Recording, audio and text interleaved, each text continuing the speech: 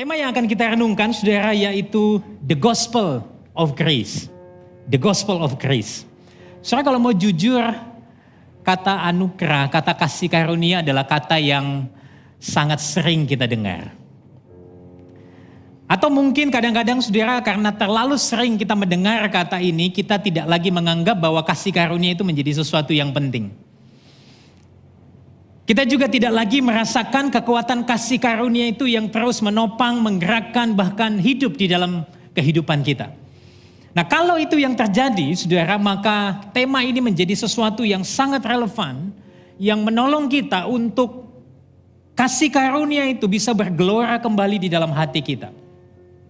Nah, saya akan mengajak saudara untuk melihat teks yang sama dengan teks minggu lalu di dalam khotbah Pastor Dave, yaitu Galatia 4 ayat 21 sampai 31. Saya harap kita tidak bosan mendengar ini, saudara, tetapi saya percaya kekayaan firman Tuhan itu sangat limpahnya sehingga bisa memperkenalkan kebenaran-kebenaran yang begitu indah di dalam kehidupan kita. Amin. Nah, kita akan baca bertanggapan, saudara, Galatia 4 ayat 21 sampai 31 seperti biasa. Saya akan membaca bagian yang putih, saudara dan saya nanti kita bertanggapan. Saya akan membaca juga bersama dengan saudara di dalam warna yang oranye. Galatia 4 ayat 21. Katakanlah kepadaku, hai kamu yang mau hidup di bawah hukum Taurat. Tidakkah kamu mendengarkan hukum Taurat?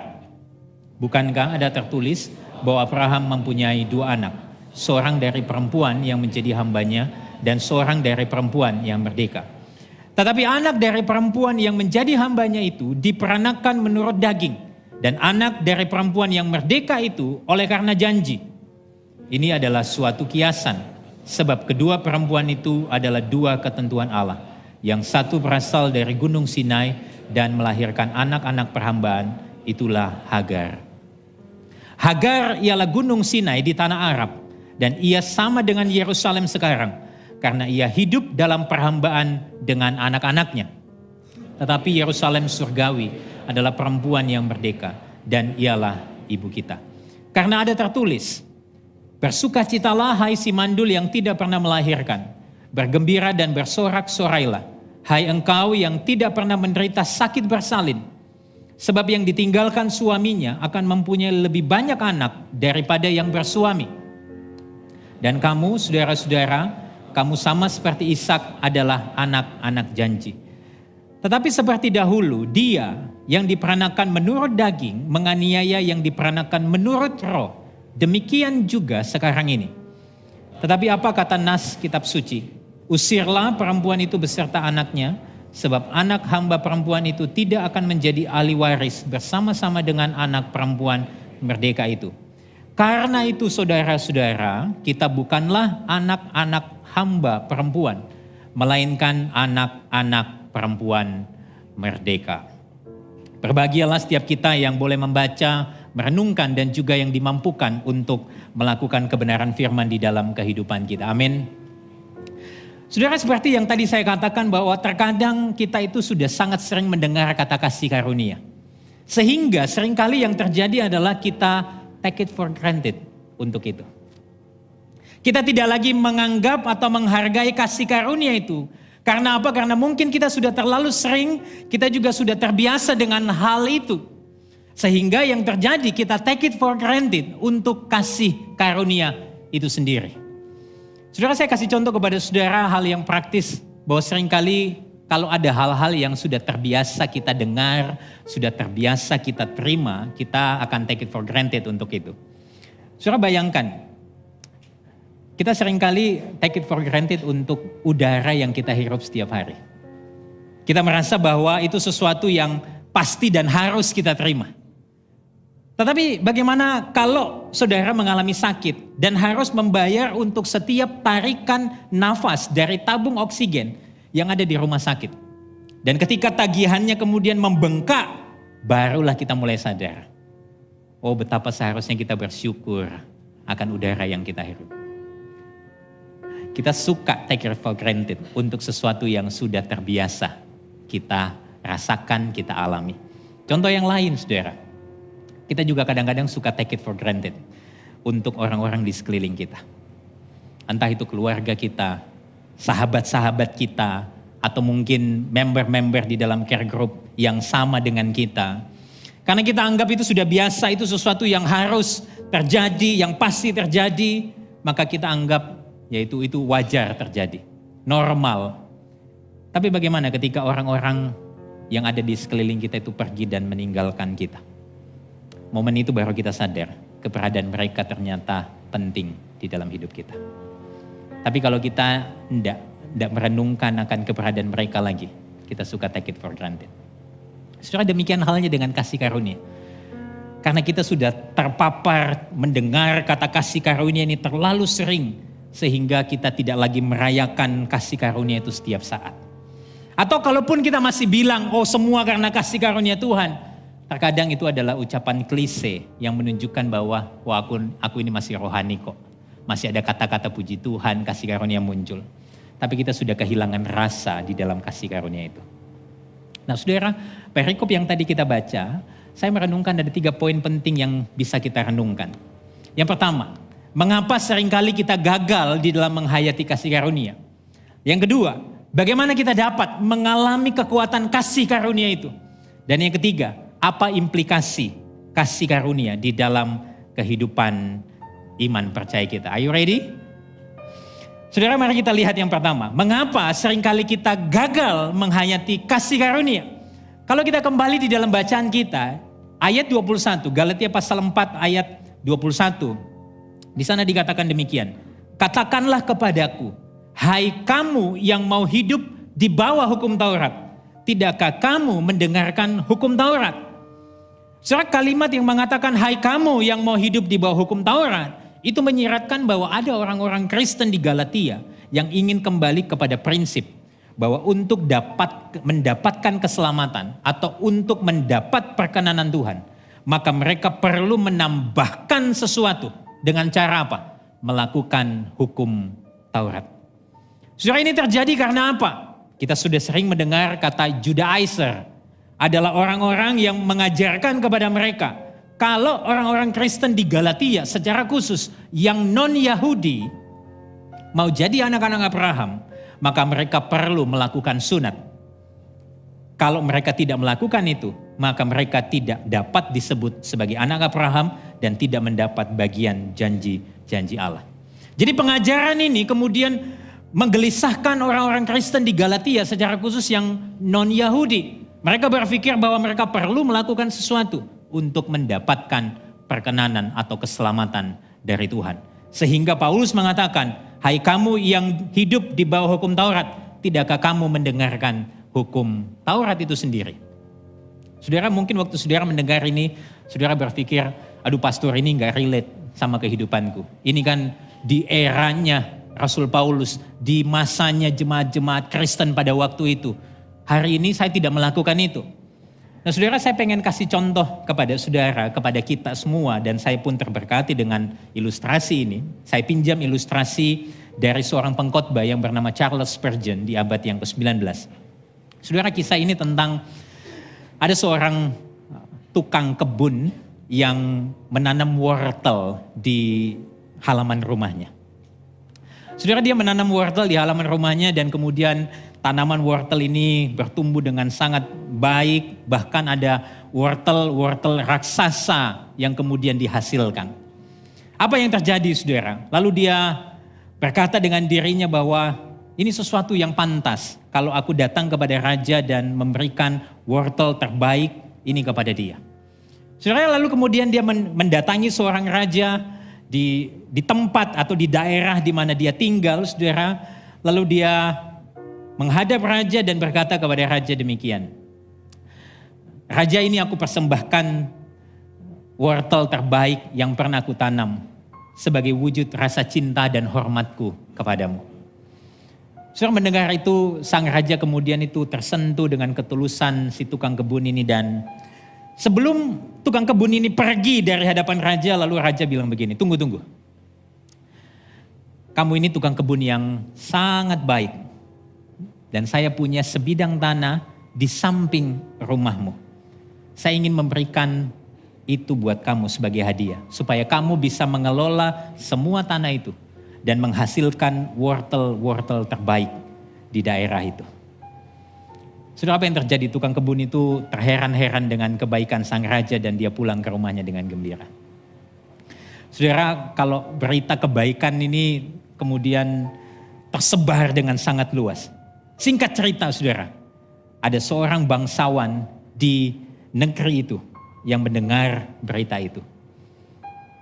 Dan dia berpikir begini, wah, kalau orang yang kasih wortel itu dapat hadiah seperti itu, bagaimana kalau saya memberi kepada raja sesuatu yang lebih baik? Keesokan harinya, saudara, si bangsawan ini datang menghadap raja dan dia membawa seekor kuda hitam yang sangat gagah. Lalu dia membungkuk di hadapan raja dan dia berkata begini, "Tuanku raja, saya adalah seorang peternak kuda. Ini adalah kuda terbaik yang pernah saya ternakkan. Saya ingin mempersembahkan kepada tuanku sebagai ungkapan rasa cinta dan hormatku." Saudara, sang raja kemudian dia tahu niat orang ini, lalu kemudian dia berkata, "Terima kasih untuk kuda ini dan silahkan pulang." Si bangsawan ini terdiam sebentar, saudara, dia bingung. Lalu sang raja melanjutkan dengan sebuah kalimat demikian. Tahu nggak?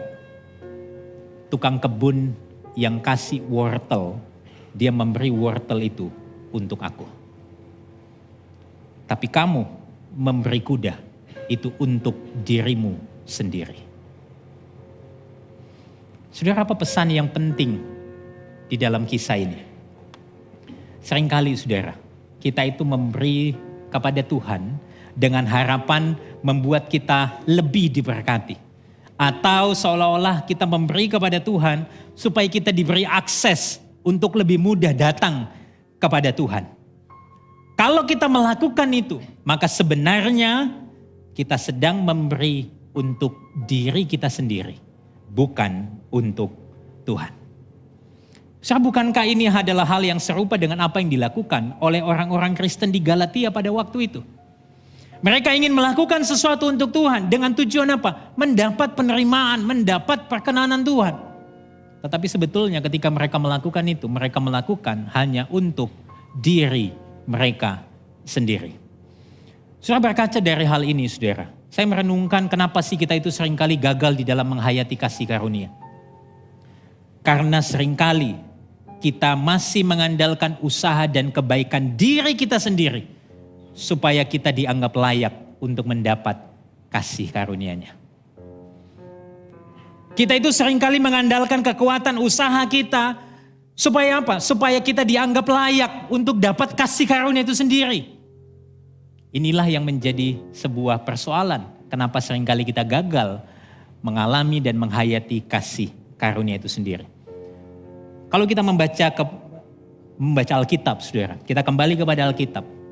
Di sana kita menjumpai bahwa Allah justru berjanji untuk memberikan kasih karunia-Nya tanpa syarat. Sama seperti yang tadi kita baca di dalam katekismus, bahwa karena kasih karunia kamu diselamatkan oleh iman, itu bukan hasil usahamu, itu pemberian Allah. Tapi pertanyaannya begini, saudara, kenapa kita masih saja membuat syarat-syarat tertentu untuk mendapat penerimaan Allah yang kasih karunia-Nya itu tanpa syarat? Kalau kasih karunia yang diberikan kepada kita tanpa syarat, kenapa kita perlu menambahkan syarat-syarat untuk mendapatkan kasih karunia itu sendiri? Nah, saudara, menarik sekali, Martin Luther pernah menuliskan sebuah kalimat demikian. Tidak ada manusia yang tidak pernah mengandalkan perbuatan baiknya, berharap agar semua usaha itu dapat memenangkan hati Allah dan membuat mereka layak mendapatkan kasih karunia-Nya. Sikap yang demikian tidak bisa diterima Allah, karena Dia telah berjanji untuk memberikan kasih karunia-Nya tanpa syarat. Dia menghendaki agar kita mulai hidup dengan mempercayai kasih karunia-Nya dan melakukan semua perbuatan baik kita di dalam kasih karunia itu. Saudara, menarik bagi saya ketika Martin Luther mengatakan bahwa tidak ada manusia yang tidak pernah mengandalkan perbuatan baiknya untuk mendapatkan sesuatu dari Allah. Sadar atau tidak, saudara, seringkali kita juga melakukan hal yang sama. Supaya kita merasa lebih tenang, lebih tidak bersalah atas perbuatan dosa yang kita lakukan. Apa yang kita lakukan? Kita datang ke gereja, kasih persembahan. Untuk apa tujuannya? supaya perasaan guilty feeling kita itu bisa diredam. Kalau mau jujur, seringkali kita juga melakukan hal yang sama. Itulah sebabnya Martin Luther mengatakan tidak ada manusia yang tidak pernah mengandalkan perbuatan baiknya. Kita semua seringkali mengandalkan usaha kita, perbuatan baik kita. Untuk apa? Supaya kita dianggap layak menerima kasih karunia Tuhan. Yang sebetulnya Tuhan berikan tanpa syarat. Dan inilah yang kita saksikan di dalam kehidupan Abraham dan Sarah. Kita coba nanti telusuri, saudara, apa yang terjadi di dalam kehidupan Abraham dan Sarah. Nah, kalau kita perhatikan ayat 23 di dalam Galatia pasal 4. Di sana dikatakan demikian, saudara. Itu Galatia pasal 4 ayat 23. Ya. Tetapi anak dari perempuan yang menjadi hambanya itu diperanakkan menurut daging. Dan anak dari perempuan yang merdeka itu oleh karena janji. Dengan kata lain, ketika Paulus mengekspos apa yang terjadi di dalam kehidupan Abraham dan Sarah, Paulus pengen bilang bahwa yang satu itu diupayakan melalui hikmat manusia dan yang satu itu karena janji Allah. Nah dari sini saudara, kalau kita lihat Kejadian pasal 15, saya ingin mengajak kita untuk melihat Kejadian pasal 15 ayat 1 sampai 6, kita baca pertanggapan. Saya mulai terlebih dahulu. Kemudian datanglah firman Tuhan kepada Abraham dalam suatu penglihatan, "Janganlah takut Abraham, akulah perisaimu, upahmu akan sangat besar." Abraham menjawab, "Ya Tuhan Allah, apakah yang akan engkau berikan kepadaku? Karena aku akan meninggal dengan tidak mempunyai anak. Dan yang akan mewarisi rumahku ialah Eliezer orang Damsyik itu." Lagi kata Abraham, "Engkau tidak memberikan kepadaku keturunan, sehingga seorang hambaku nanti menjadi ahli warisku." Tetapi datanglah firman Tuhan kepadanya, "Demikianlah, orang ini tidak akan menjadi ahli warismu, melainkan anak kandungmu, dialah yang akan menjadi ahli warismu." Lalu Tuhan membawa Abraham keluar serta berfirman, "Coba lihat ke langit, hitunglah bintang-bintang, jika engkau dapat menghitungnya." Maka firman-Nya kepadanya, "Demikianlah banyaknya nanti keturunanmu," sama-sama. Lalu percayalah Abraham kepada Tuhan, maka Tuhan memperhitungkan hal itu kepadanya sebagai kebenaran. Saudara, di dalam ayat yang ke-6 dikatakan Abraham percaya kepada janji Tuhan. Tetapi kalau kita lompat ke ayat setelahnya, kepada pasal setelahnya di dalam pasal 16. Di sana kita menjumpai sebuah cerita yang berbeda. Kejadian 16 ayat 1 sampai 3. Adapun Sarai istri Abraham itu tidak beranak. Ia mempunyai seorang hamba perempuan orang Mesir, Hagar namanya. Berkatalah Sarai kepada Abraham, "Engkau tahu Tuhan tidak memberi aku melahirkan anak. Karena itu baiklah hampiri hambaku itu. Mungkin oleh dialah aku dapat memperoleh seorang anak." Perhatikan kalimat ini. Dan Abraham mendengarkan perkataan Sarai. Jadi Sarai istri Abraham itu mengambil Hagar hambanya orang Mesir itu, yakni ketika Abraham telah 10 tahun tinggal di tanah Kanaan, lalu memberikannya kepada Abraham suaminya untuk menjadi istrinya. Saudara, tadi kita baca di pasal 15, kita melihat, kita menjumpai bagaimana Abraham itu percaya kepada janji Tuhan.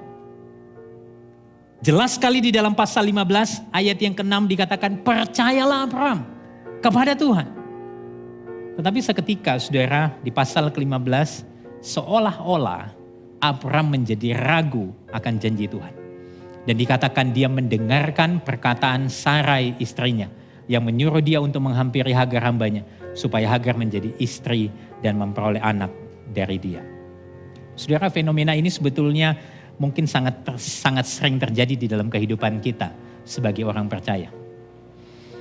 Di mana mungkin di suatu hari kita bisa meyakini akan janji penyertaan Tuhan dengan sangat kuat. Tetapi bisa jadi saudara, keesokan harinya kita bisa menjadi ragu akan penyertaannya. Ada suatu saat mungkin di mana kita bisa berkata bahwa semua yang ada padaku ini kasih karunia. Tetapi keesokan harinya saudara, kita bisa kemudian berpikir semua yang ada padaku ini karena usahaku. Ini karena hasil kerja kerasku. Saudara, inilah sesuatu yang menjadi pergumulan kita. Nah, pertanyaannya adalah perubahan seketika pada Abraham dan mungkin pada diri kita. Itu terjadi karena apa, saudara? Karena seringkali kecenderungan hati kita yang salah arah, di mana kita ingin jawaban instan untuk mengatasi setiap persoalan hidup kita. Kita ingin mendapatkan jawaban yang instan. Tetapi akarnya dari kecenderungan hati kita yang salah arah. Saudara, kita ingin supaya persoalan hidup kita itu terselesaikan dengan cara yang instan. Saya nggak mengatakan bahwa saudara tidak butuh jawaban di dalam persoalan hidup saudara, dan mendapatkan jawaban atas persoalan hidup saudara bukanlah dosa. Tetapi itu menjadi keliru, saudara, waktu kita menginginkan jawaban dengan cara kita dan sesuai dengan kehendak kita. Saudara, kalau kita kembali kepada kisah Kejadian 16, apa yang Sarah lakukan sebetulnya di dalam kacamata budaya setempat bukanlah sesuatu yang keliru. Karena proposal poligami pada waktu itu merupakan cara yang dapat diterima. Tetapi saya mau katakan kepada saudara demikian.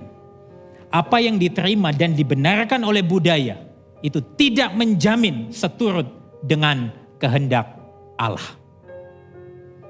Nyata-nyatanya saudara, kalau kita kembali kepada Kejadian pasal 16, apa yang Sarah dan Abram lakukan itu mengekspresikan kejatuhan manusia pertama di dalam dosa.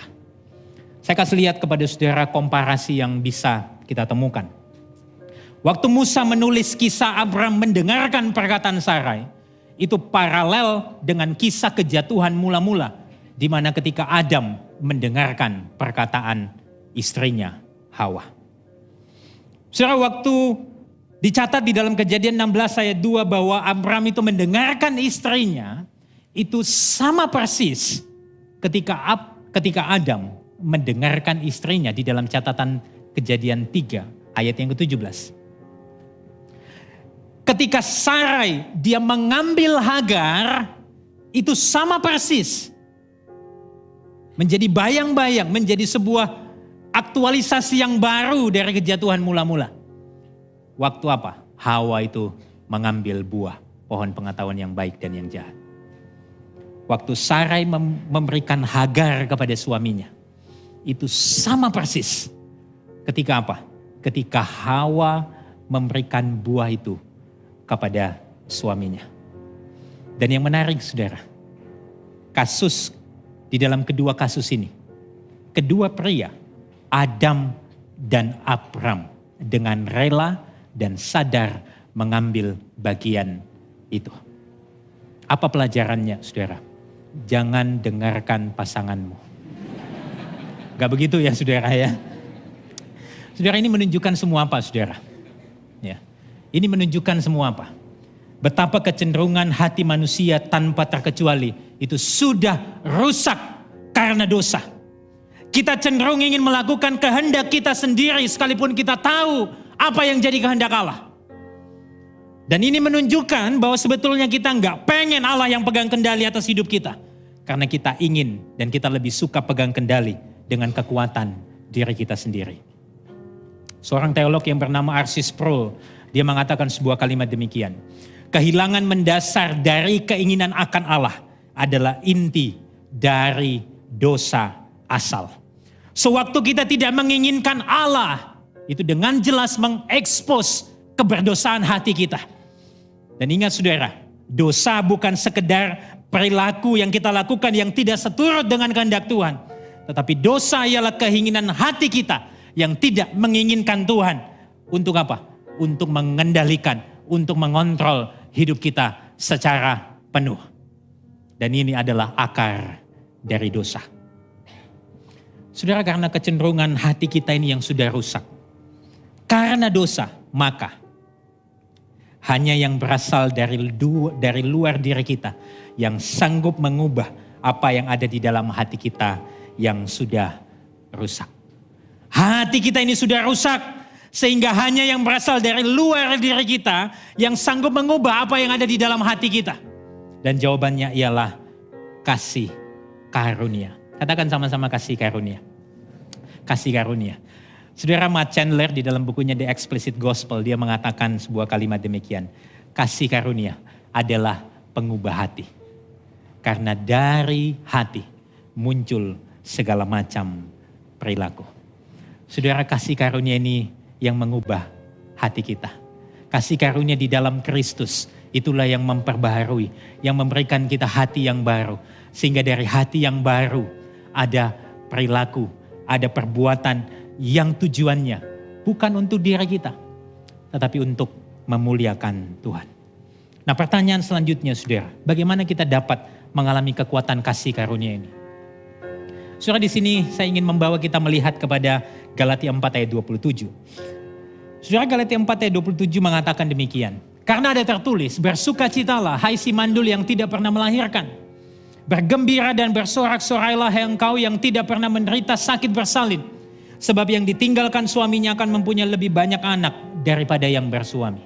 Saudara, Paulus mengutip ayat ini dari nubuatan di dalam kitab Yesaya pasal yang ke-54 ayat yang pertama.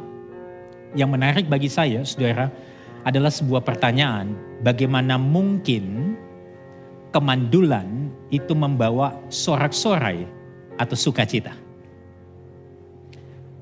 Kenapa Paulus mengutip nubuatan Yesaya 54 ayat 1 ini yang mengatakan bersukacitalah hai si mandul yang tidak pernah melahirkan. Bergembiralah, bersorak-soraklah engkau yang tidak pernah menderita sakit bersalin. Soalnya waktu kita bicara tentang kemandulan, kita perlu tahu bahwa di zaman itu budaya setempat menganggap keberhargaan seorang wanita itu diletakkan sepenuhnya pada kemampuannya untuk melahirkan anak. Sehingga kemandulan itu dianggap sebagai sebuah stigma yang buruk dan wanita yang demikian dianggap tidak berguna. Kalau kita mau lompat di zaman ini, saudara, bukankah sebagian besar masyarakat modern sekarang ini juga masih condong melihat hal yang sama? Nah, kalau kita berkaca dari ini, saudara, pertanyaan saya, bagaimana mungkin kemandulan membawa sorak-sorai atau sukacita? Bukankah kemandulan seharusnya diresponi dengan keheningan, bahkan kesedihan? Bagaimana mungkin Paulus mengatakan hal ini kepada jemaat di Galatia? Saudara, di sini saya mendapatkan satu hal yang indah.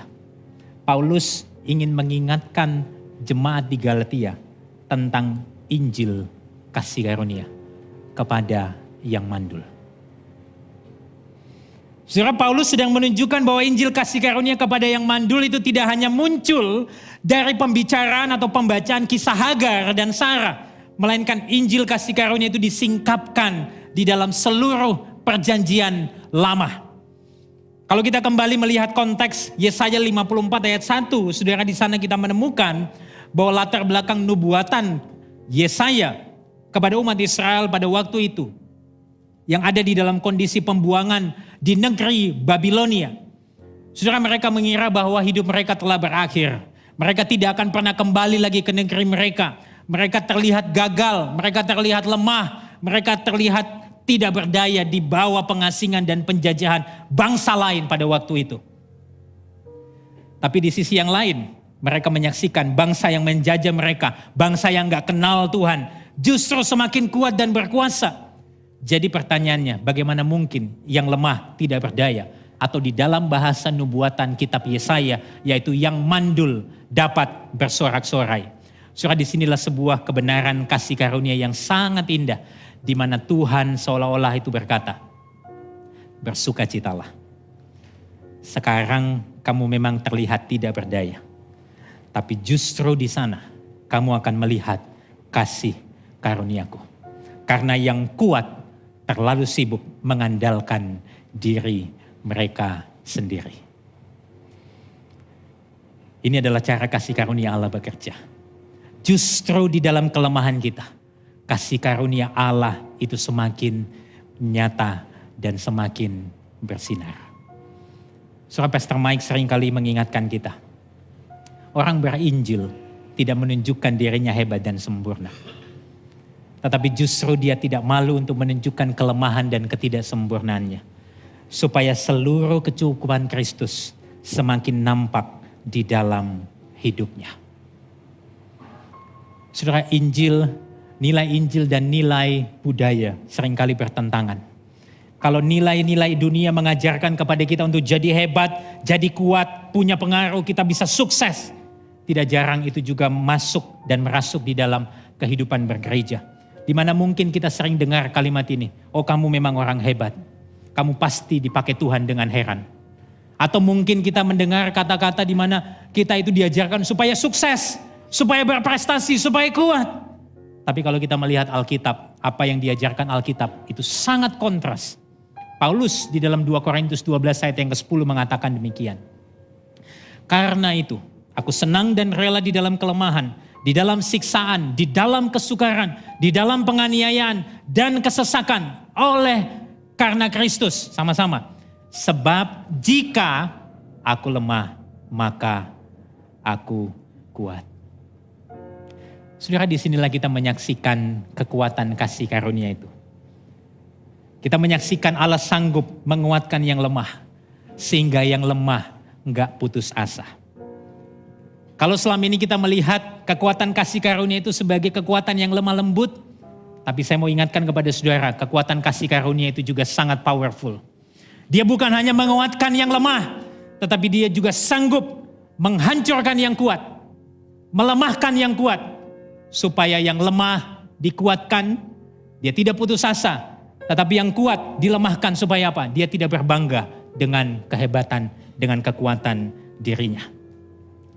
Nah disinilah saudara, waktu Paulus mengutip nubuatan Yesaya 54 ayat 1. Dia ingin memberikan penerapan yang sangat indah kepada jemaat di Galatia. Ketika orang-orang Galatia itu seolah-olah dilemahkan oleh para Judaizer. Di mana mereka diberitahu bahwa mereka terlalu cemar, mereka terlalu cacat untuk menganggap diri mereka sebagai anak-anak Allah. Tapi justru Paulus membalikkan keadaan itu dan menghibur mereka dengan penuh keyakinan. Dan saya sangat bersyukur ketika Timothy Keller mengatakan hal yang senada dengan ini. Dia mengomentari nubuatan, catatan di dalam Galatia 4 ayat 27. Timothy Keller mengatakan demikian. Jika keselamatan bergantung pada perbuatan, maka hanya mereka yang subur yang dapat memiliki keturunan. Hanya mereka yang memiliki kemampuan moral dan kekuatan. Orang-orang dari keluarga baik, orang-orang dengan rekam jejak baik yang dapat berbuah secara rohani. Menikmati kasih dan sukacita Tuhan dan berdampak pada kehidupan orang lain. Namun jika Injil benar, tidak masalah siapa Anda sekarang ini. Atau siapa Anda di masa lampau. Anda mungkin orang yang diabaikan. Anda mungkin orang yang direndahkan secara rohani dan moral. Sama seperti perempuan mandul yang diabaikan pada masa lampau. Sekarang hal ini tidak menjadi masalah. Anda tetap dapat memberi dampak dan mungkin itu bertahan lebih lama.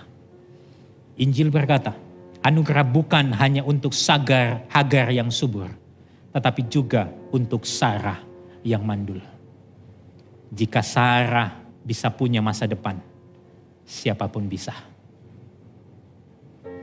Saudara, saya mau katakan kepada saudara, apapun yang menjadi latar belakang saudara, apapun yang menjadi status sosial Anda hari ini, apapun yang sekarang sedang saudara hadapi, apapun kehidupan Anda di masa lampau, di dalam Injil Yesus Kristus, saudara dan saya punya masa depan.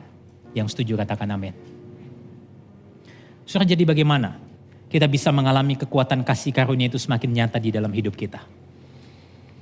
Dengan senantiasa kita mengingat bahwa kasih karunia itu sanggup menguatkan yang lemah, tetapi juga sanggup melemahkan yang kuat. Supaya bagi yang lemah tidak berputus asa, dan yang merasa kuat tidak memegahkan dirinya. Wow. Saudara, implikasi atas kebenaran ini sangat besar sekali dalam kehidupan kita. Nah sekarang kita masuk kepada poin yang ketiga. Apa implikasi kasih karunia dalam kehidupan iman percaya kita? Di dalam ayat 29 dikatakan demikian. Tetapi seperti dahulu dia yang diperanakan menurut daging, menganiaya yang diperanakan menurut roh. Demikian juga sekarang ini. Sekali lagi saudara, saya terberkati dengan respon daripada Timothy Keller terhadap ayat ini. Dia mengatakan demikian.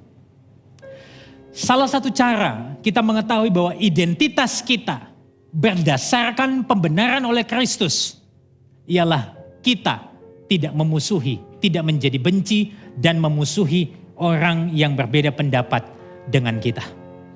Adapun salah satu cara untuk mengetahui bahwa identitas diri kita berdasarkan pembenaran oleh perbuatan baik ialah kita menganiaya orang yang berbeda dengan kita.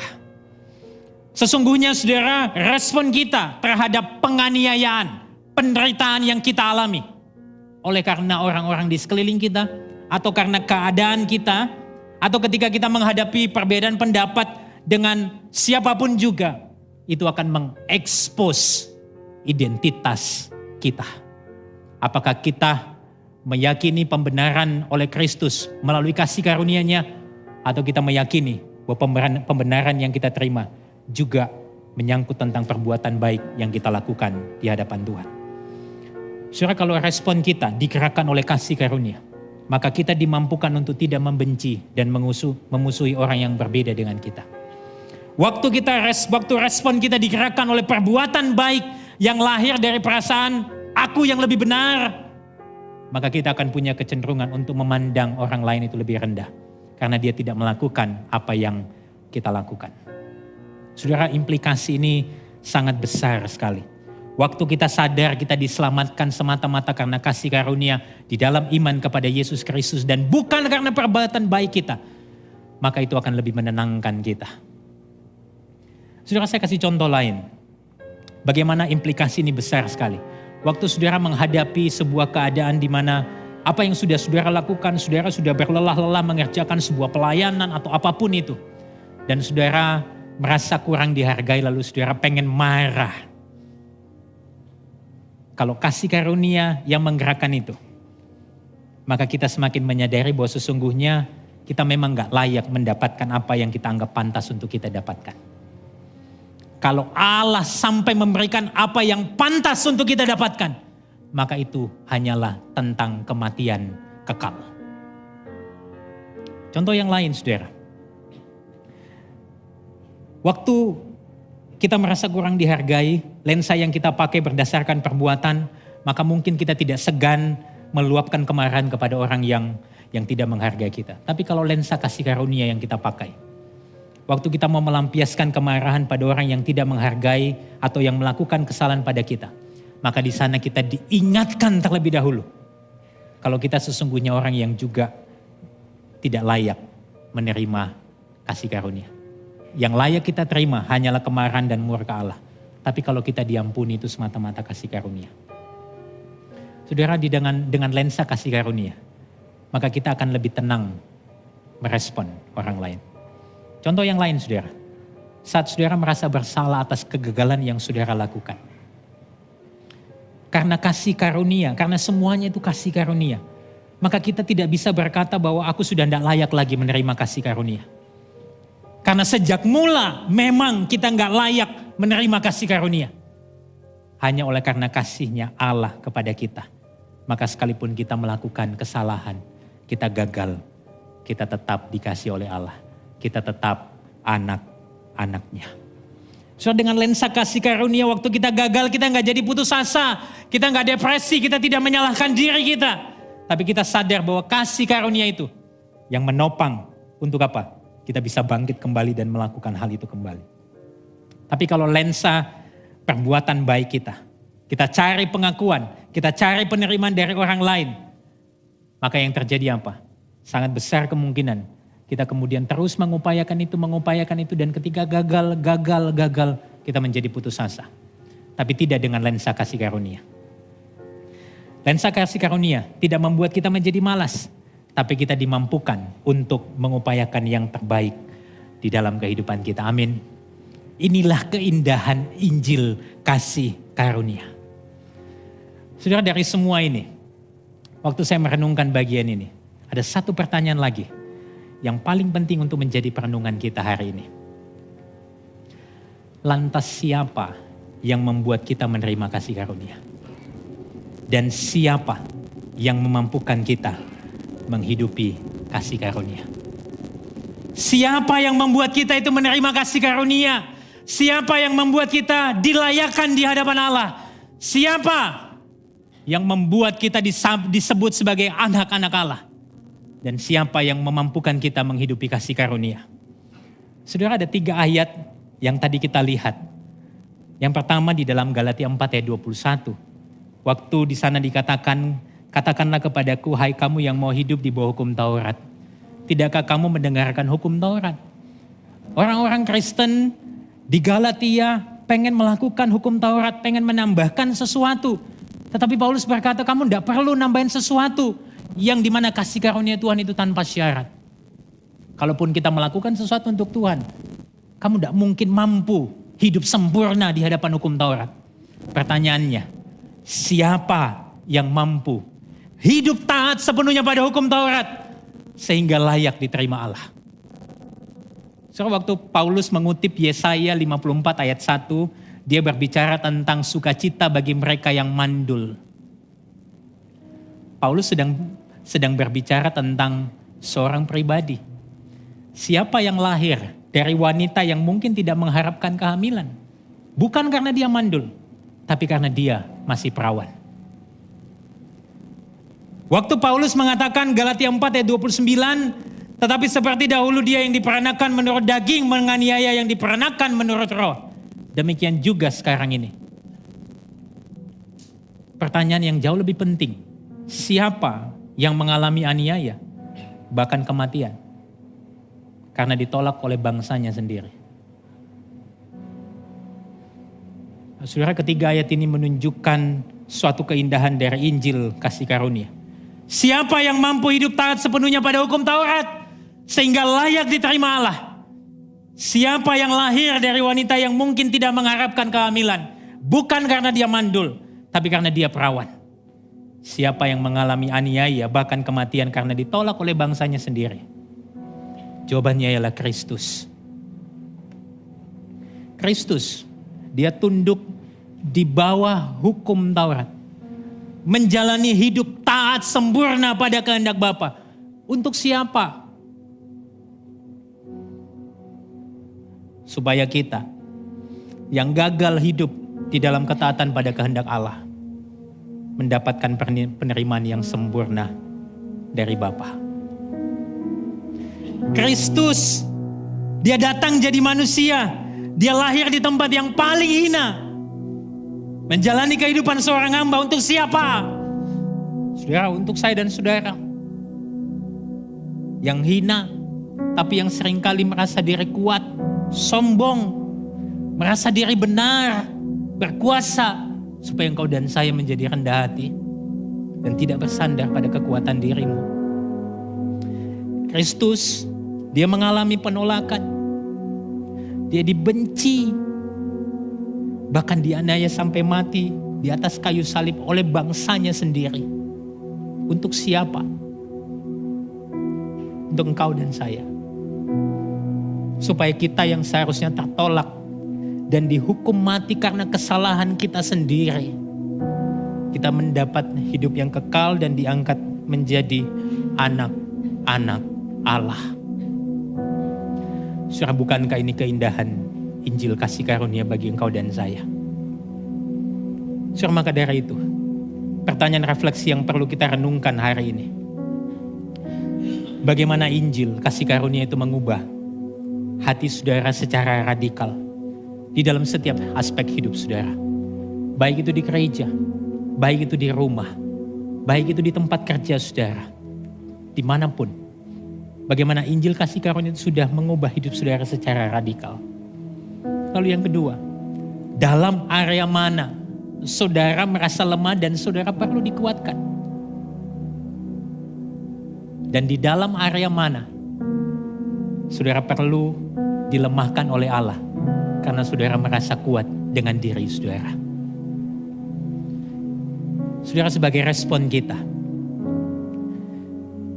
mari kita bertobat dari kehidupan yang membanggakan dan mengandalkan kekuatan diri sendiri. Marilah kita pandang Kristus yang menanggalkan kuasanya untuk menyelamatkan kita.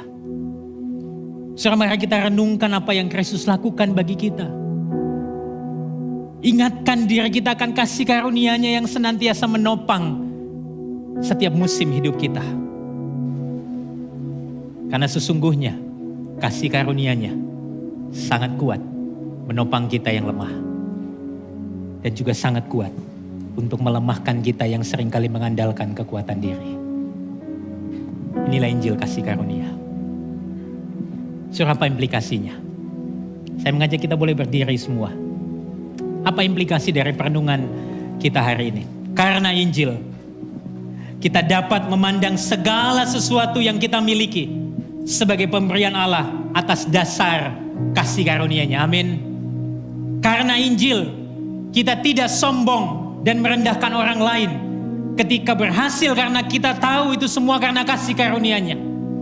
Waktu kita gagal, kita tidak putus asa, karena kita juga sadar kasih karunia-Nya selalu ada dan akan menopang kita senantiasa.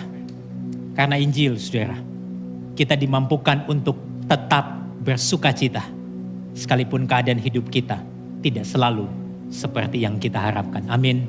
Mari beri kemuliaan buat Tuhan kita.